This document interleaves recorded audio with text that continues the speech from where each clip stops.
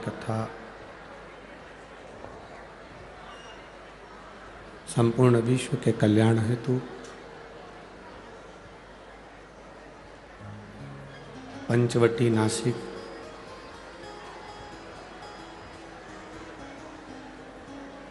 माँ गोदावरी का तट कपालेश्वर महादेव त्र्यंबकेश्वर महादेव की ये पवित्र भूमि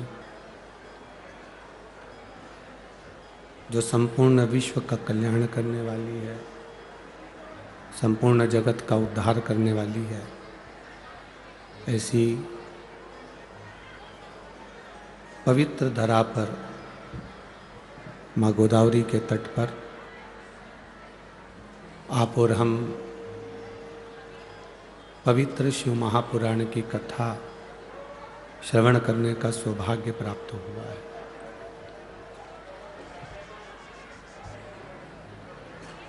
कथा के यजमानों में जिन्होंने अपनी प्राथमिकता रखी, श्री अजय जी बोरस्ते, श्री बंटी जी तिदमे, श्री राजू अन्ना लवटे, श्री रंजन ठाकरे, श्री लक्ष्मण साहू जी, श्री प्रशांत जाधव जी, श्री अंकुश पवार जी, श्री दिनेश, श्री नरेश गीते, श्री उदय सांगले, ये सभी यजमान परिवार का पद ग्रहण करे हैं, जिन्होंने दादा बाबू भूसे जी के साथ में मिलकर इस पवित्र शिव महापुराण की कथा का आयोजित किया। एक बार सभी यजमान परिवार के लिए जोरदार ताली बजाकर स्वागत वंदन अभिनंदन। भगवान देवाधिदेव महादेव की कृपा करुणा, उनकी उदारता, उनकी दया,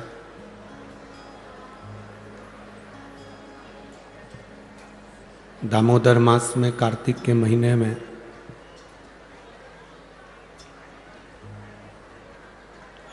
माँ गोदावरी के तट पर जो शिव महापुराण की कथा सुनने का मौका मिला है, संपूर्ण देशवासियों का ये गौरव है, सौभाग्य है। जो देव दीपावली शिव महापुराण की कथा का लाभ आप और हम ले रहे हैं।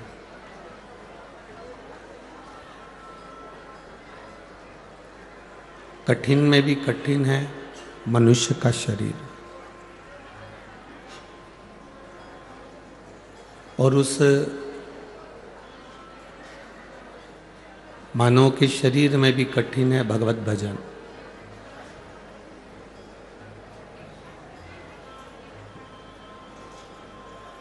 मान लो शरीर मिल भी गया, शरीर प्राप्त भी हो गया, और उसके बाद भी हम भगवान का भजन ना कर पाए, भगवान का स्मरण ना कर पाए, तो ये हमारा जीवन फिर व्यर्थ है।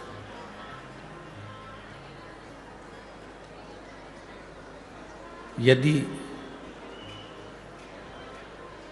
शरीर मानव का मिला है और मिलने के बाद भी अगर हम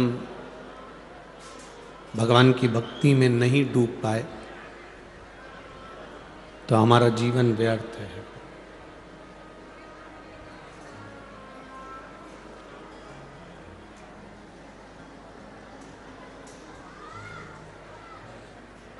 जिसकी नाक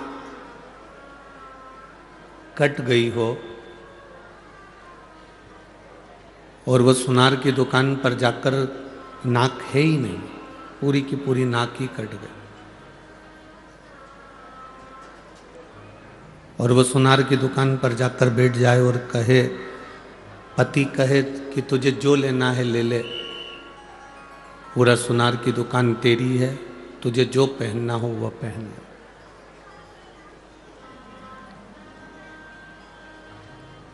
चाहे हार पहन लो, कान में कुंडल पहन लो, सिर पर बिंदा पहन लो, जब शरीर पर नाक ही नहीं है तो श्रृंगार अच्छा लगेगा क्या? जम के बोलो जरा, लगेगा नहीं।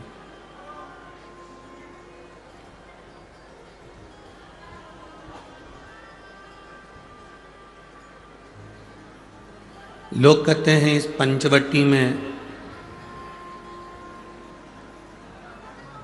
रावण की जो बहन थी शूर्पणखा, उसकी नाक काटी गई थी।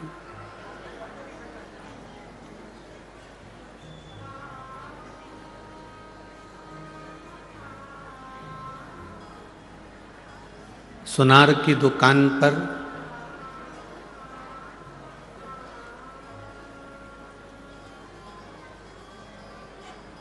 अगर नाक कटा हुआ व्यक्ति जाए तो जेवर की शोभा नहीं होती, उसमें श्रृंगार की कोई शोभा नहीं है, उसमें आभूषण की कोई शोभा नहीं।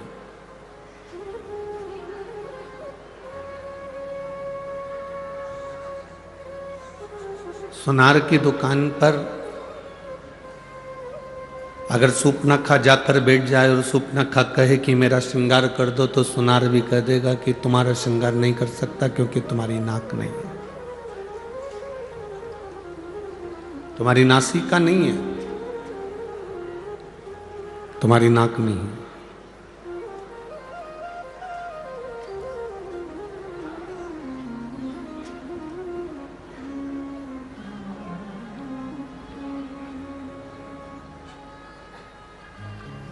नासिक पंचवटी में भगवान राम ने शूर्पणखा को नहीं रहने दिया था। वो रहती थी, आई पंचवटी में, घूमी, देखा, घूमा, सुंदरता भी देखी और यहीं आसपास में रहा करती थी, पर भगवान ने उसकी नाक काटकर भगा दिया।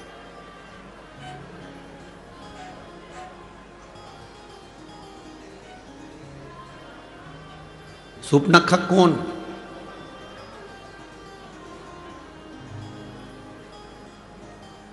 जिसके अंदर भगवान के प्रति प्रेम नहीं हो,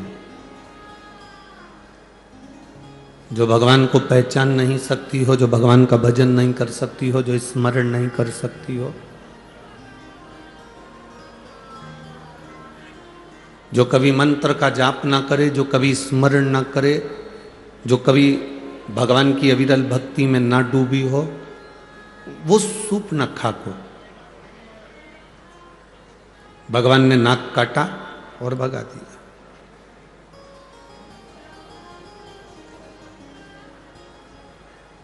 नाक काटी मतलब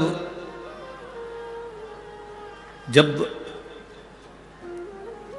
जो भगवान का भजन करने नहीं जाता, जो स्मरण करने नहीं जाता, जो मंत्र जाप करने नहीं जाता, जो कभी भगवान के सत्संग में नहीं जाता, और उस व्यक्ति को बार बार कोई कहता है कि अपने गांव में कथा हो रही है, नासिक में कथा हो रही है, चलो शिव महापुराण की कथा सुनने चलो, और वो नहीं जाए तो लोग कह देते दिन भर घर में बुक रहती है, व्यस्त रहती है, थोड़ा सा जाया करो, सत्संग किया करो।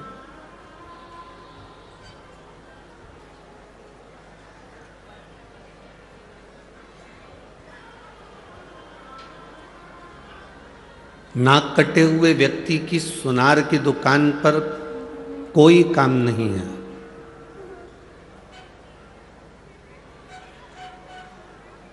नाक कटी हुई व्यक्ति की सुनार के दुकान पर कोई काम नहीं होता। उसी तरह नासिक में नास्तिक का कोई काम नहीं होता।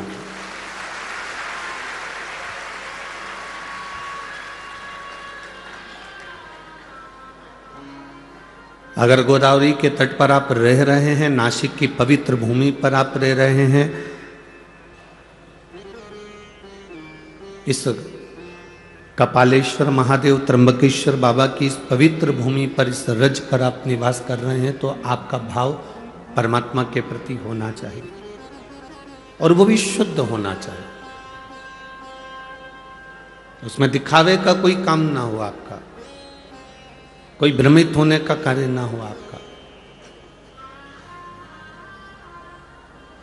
सोमनाथ जी में रहने वाले गुजरात के भाई इतने खुश होते हैं कि हम सोमनाथ जी की धरा पर रह रहे हैं। उज्जैनी में रहने वाले महाकालेश्वर के पास रहने वाले इतने प्रसन्न होते हैं कि हम उज्जैनी में रह रहे हैं।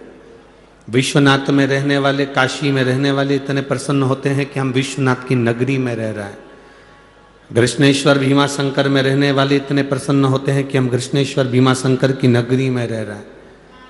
नागेश्वर में रहने वाले नागेश्वर को देखकर प्रसन्न होते हैं। केदारेश्वर में रहने वाले केदारेश्वर को देखकर प्रसन्न होते हैं।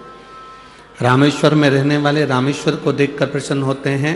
मल्लिकार्जुन में रहने वाले मल्लिकार्जुन को देखकर प्रसन्न होते हैं। पर 12 ज्योतिर्लिंग में जो प्रसन्नता है उससे 1000 ज्यादा गुना प्रसन्नता त्र्यंबक की भूमि में होना चाहिए, क्योंकि मैं ब्रह्मा विष्णु और महेश तीनों हैं। सारे 12 ज्योतिर्लिंग में केवल महेश भगवान शंकर विराजे हैं, पर केवल एक इस माँ गोदावरी का तट ऐसा है, ये भूमि ऐसी है नासिक की, जहां पर ब्रह्मा विष्णु और महेश तीनों एक साथ विराजे हैं। ये वो पवित्र,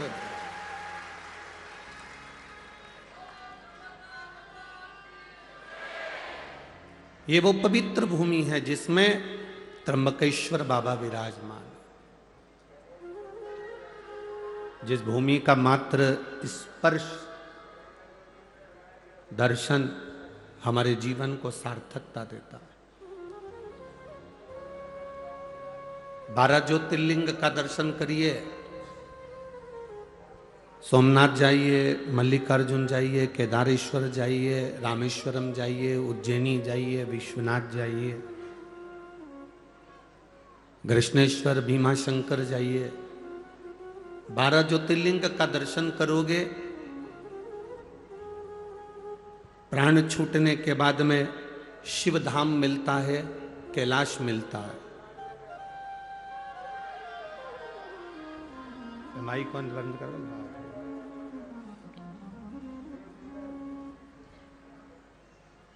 12 ज्योतिर्लिंग का दर्शन करते हो तो शिव धाम मिलता है, कैलाश मिलता है।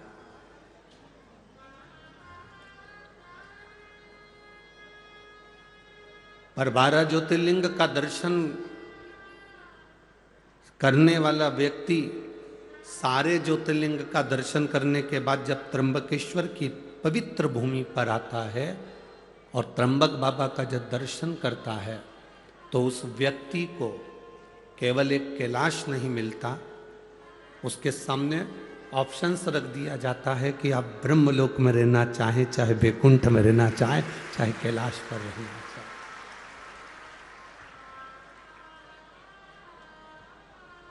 ये आपकी मर्जी है, ये आपके ऊपर निर्भर करता है कि आपको कहाँ रहना। कहते हैं सारे ज्योतिर्लिंग के दर्शन कर कर अगर किसी के प्राण छूट जाते हैं तो उनका सत्कार सम्मान कैलाश पर होता है। पर मान लो जो व्यक्ति 12 ज्योतिर्लिंग का दर्शन नहीं कर पाया और एक त्र्यंबकेश्वर की पवित्र भूमि पर आ गया और त्र्यंबक बाबा का दर्शन भूल से भी अगर उससे हो गया, तो जब उसके प्राण छूटते हैं तो ब्रह्मा और विष्णु उसके लिए फूल की, पुष्प की रंगोली डालते हैं कैलाश धाम तक जाने के।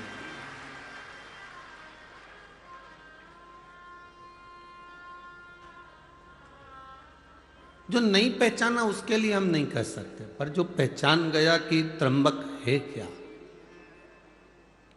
त्र्यंबकेश्वर महादेव का मतलब क्या है, शिवलिंग का सार तत्व क्या,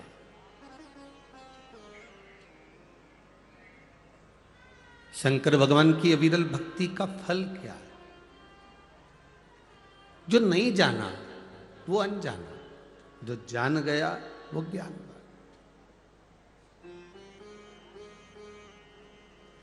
एक गंगा को भागीरथ बाबा लेकर आए थे और एक गंगा को गौतम ऋषि लेकर आए थे। एक गंगा भगवान शंकर की जटा से निकली, कलकल कर कर उत्तर में बह गई, और एक गंगा गौतम बाबा के कहने पर शंकर भगवान की जटा से निकली और दक्षिण का कल्याण कर कर बह गई।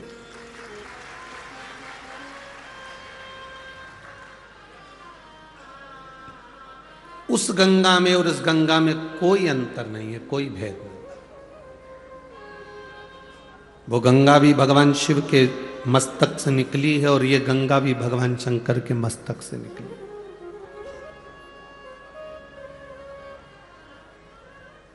पर कई लोगों की बुद्धि में ये भरा हुआ होता है, दूर के ढोल सुहावने लगते हैं। दूर के ढोल सुहावने लगते हैं। और शिव महापुराण की कथा तो एक बात हमेशा कहती आई है, आपके नजदीक में जो शंकर का शिवालय है, आपके नजदीक में जो शंकर का मंदिर है, शिवालय है, शिवलिंग है, आपके जीवन में अगर दुख है, कष्ट है, तकलीफ है, तो पहले अपने घर के नजदीक में जो शिवालय है, शंकर का मंदिर है, पहले जल वहां चढ़ाओ। पहले जल वहां चढ़ाइए। आप में से जितनी माताएं बैठी हैं ना, आप सबके घर में विक्स, बाम, आयोडेक्स, बुखार की छोटी मोटी गोली, पेट दुखे तो इनो का पाउच, अगर एसिडिटी हो रही हो तो पुदीना की गोली, सर्दी हो रही हो तो थोड़ी वो सिनारिस्ट की गोली। बोलो, सबके घर में है कि नहीं? अरे बोलो, जम के बोलो जरा, है ना? पर यदि उस गोली से, उस दवाई से काम नहीं होता तो तुम क्या डायरेक्ट अपने बच्चों को दिखाने या डायरेक्ट अपने पति को या आपको दिखाने के लिए नासिका जाते हो? आते हो क्या? नहीं। पहले कहाँ जाते हो? अपने गांव में, अपने नगर में, अपने शहर में, अपने क्षेत्र में, अपने घर के पास, अपने घर के नज़दीक में जो भी डॉक्टर रहता हो, भले वो छोटा डॉक्टर हो, बड़ा डॉक्टर हो, छोटी सी मेडिकल हो, बड़ी मेडिकल हो, छोटा सा दवाखाना हो, बड़ा दवाखाना हो, तुम जिस गांव में रहते हो, तुम्हारे को अगर तकलीफ होती है तो सबसे पहले प्राथमिक उपचार के लिए नज़दीक के दवाखाने जाते हो। बोलो, सही है कि गलत है? जब नज़दीक के दवाखाने में काम नहीं होता, वहाँ से पट्टा पट्टी बांध दी जाती है और दवाई गोली दे के बोतल लगाकर तुमको बड़े दवाखाना भेज दिया जाता है। समझ रहे हो ना सब? अरे बोलो तो, आ रही है ना समझ? पहले घर में तुमने बाम लगाया, विक्स लगाया, आइडेक्स लगाया, दवाई ले ली, घर में घर का उपचार नहीं हुआ, तब प्राथमिक उपचार के लिए अपने नज़दीक में गए, नज़दीक के स्वास्थ्य केंद्र पर गए। जब नज़दीक के स्वास्थ्य केंद्र में तुमको देखा करा, पट्टा पट्टी बांध के दवाई मवाई देकर तुम्हें बड़े स्वास्थ्य केंद्र भेज दिया, बड़े हॉस्पिटल भेज दिया। बड़े हॉस्पिटल कब गए हो? बाद में। पहले घर का इलाज करा, फिर अपने मोहल्ले में जो डॉक्टर थे, जो दवाखाना था, उसका इलाज करा, प्राथमिक इलाज करा, फिर बड़े दवाखाने। उसी तरह जब हमारी जिंदगी में थोड़ा सा भी दुख आए, किसी के पास मत जाओ, सबसे पहले अपने घर में जो कंकर शंकर रखा है, अपने घर में जो रुद्राक्ष रखा है, अपने घर में जो शिवलिंग रखा है, उसकी पूजन करो, उसकी आराधना करो। इसके बाद भी अगर दुख ना कट रहा हो तो प्राथमिक केंद्र पर, मतलब अपने घर के नज़दीक में जो शिवालय है, वहाँ 1 लोटा जल चढ़ाना प्रारंभ करो। 3 महीना इंतजार करो कि हम सही हो रहा है कि नहीं हो रहा है। फिर जाकर कहीं मौका मिले तो फिर किसी बड़े शिवालय में जाकर भगवान से प्रार्थना, फिर जा।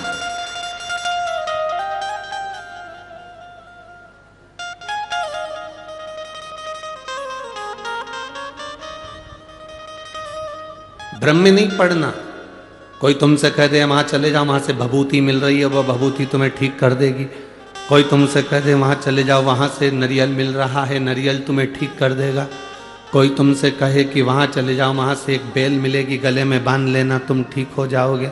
कोई तुमसे कहे तुम वहाँ चले जाओ, वहाँ जाकर तुम ठीक हो जाओगे। ना ना,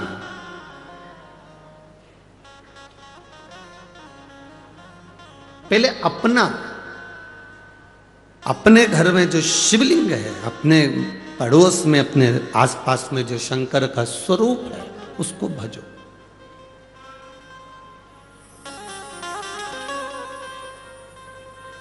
हम शिव महापुराण की कथा में एक बात करते आए हैं, आज फिर कर रहे हैं। आपको भीड़ बढ़ाने जाने की जरूरत नहीं है।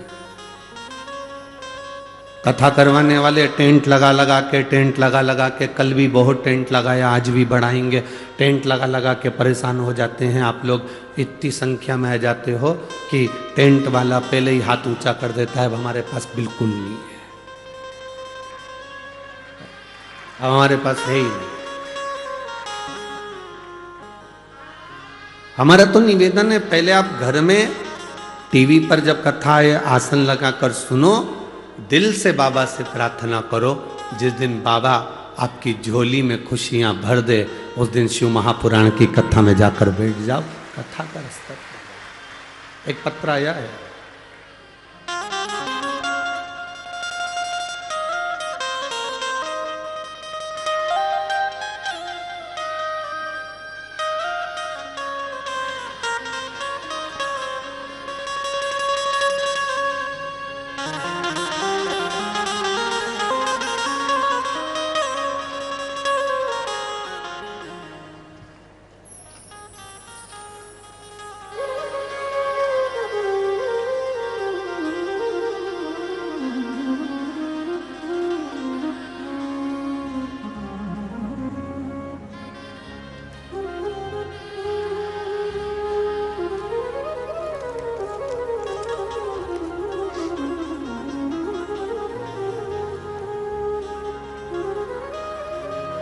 मेरा नाम अल्पेश राजेंद्र बांगुल, मोबाइल नंबर ये है।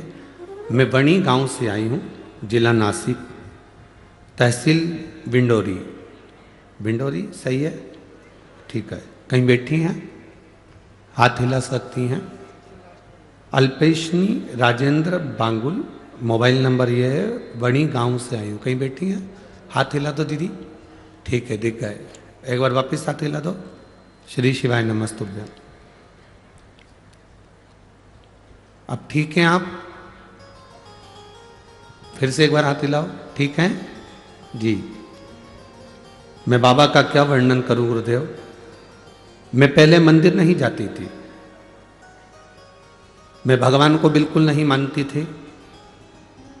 2023 में मेरे बेटे को अचानक कान में पीछे दोनों साइड में गठान हो गई। उस गठान का जब इलाज करवाने के लिए हॉस्पिटल गए तो जांचों में मालूम पड़ा कि इसको बड़ी बीमारी के चांस बनने लगे। इसका ऑपरेशन जरूरी है।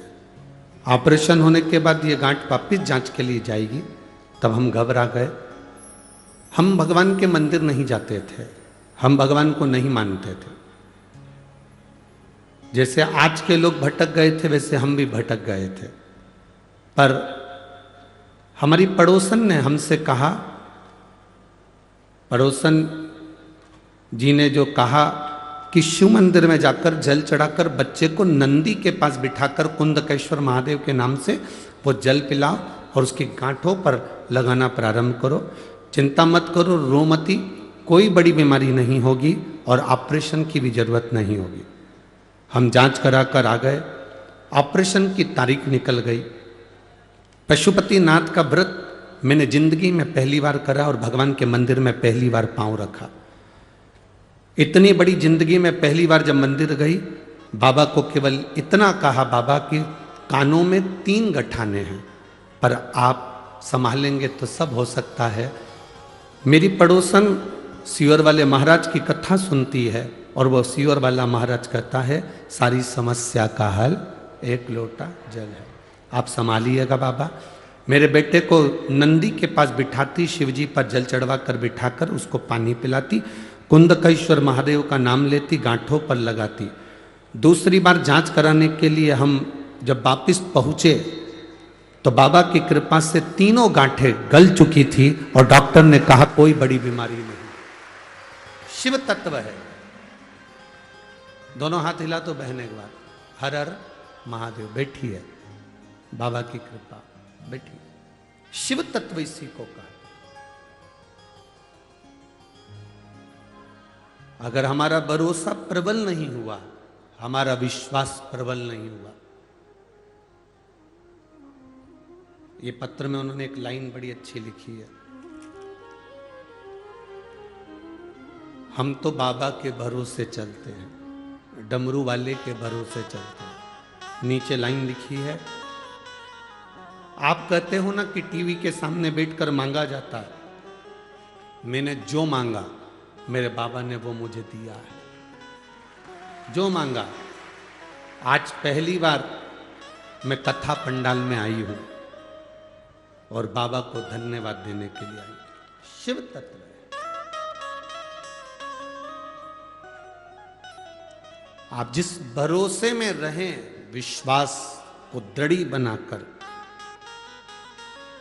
आप भगवान शंकर के मंदिर जाएं, अपने नजदीक में जाएं, कहीं भटकना नहीं। कोई कहे कि वहां ये चमत्कार हो रहा है, वहां चल चलो, वहां पर ये हो रहा है, वहां चल चलो, वहां ये हो रहा है, वहां चल चलो। तुम एक ही बात कहना, वहां जाऊंगी तब चमत्कार का दर्शन करूंगी, उससे अच्छा है मेरा भोलेनाथ चाहेगा तो घर में बिठाकर मुझे दर्शन करा।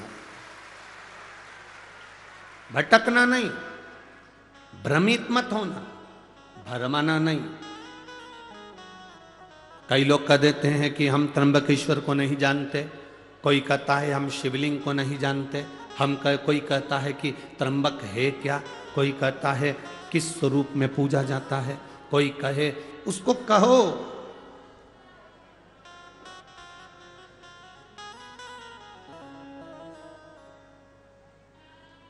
जो माता का दूध पीकर पैदा होता है, जो माता का दूध पीकर बड़ा होता है, वो कभी महादेव पर उंगली नहीं उठाता। जो बोतल का दूध पीकर पैदा होता है वो महादेव पर उंगली उठाता है। सनातन धर्म पर, इस राष्ट्र पर उंगली उठाने वाला वही व्यक्ति होता है जो थैली का और डब्बे का और बोतल का दूध पीकर बड़ा होता है। जो मां का दूध पिया होता है वो कभी उंगली नहीं उठाता। भारत की एक एक माता संस्कार की जननी है। जो अनसुईया मैया ब्रह्मा विष्णु महेश को बच्चा बना देती है, जो मां जानकी